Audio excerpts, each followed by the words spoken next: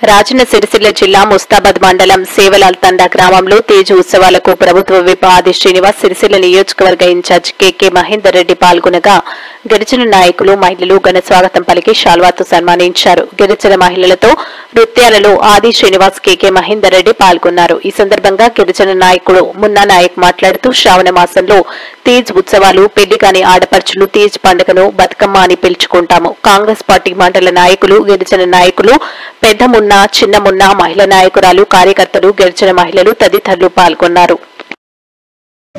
మా సేవలాల్ తండకు మన సేవలాల్ తీజ్ ఉత్సవాలు జరుపుకున్న దానికి వచ్చేసిన పెద్దోళ్ళు గౌరవమైన మన కేకే మహేందర్ రెడ్డి ఇన్ఛార్జ్ సిరిసిల్ల రాజన్న సిరిసిల్ల జిల్లాకు అన్నగారికి అట్లనే మన ఆది సీనన్న గారికి వచ్చేసిన ముఖ్య అతిథులు కార్యకర్తలందరికీ పేరు పేరున నా యొక్క ధన్యవాదాలు తెలుపుతుండు.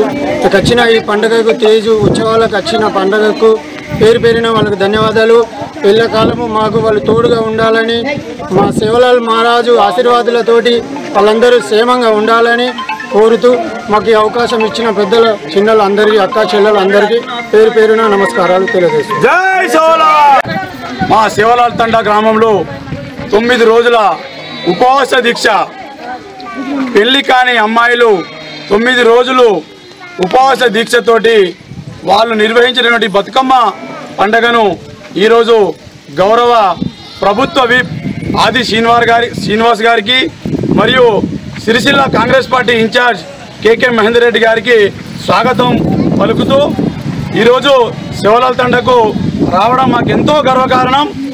మారుమూల ప్రాంతమైనటువంటి సేవలాల్ తండకి ఒక ప్రభుత్వ విప్ను ఆహ్వానించగానే వచ్చినందుకు వారికి సేవలాల్ తండ ప్రజల తరపున మేము కృతజ్ఞతలు తెలియజేస్తా ఉన్నాం.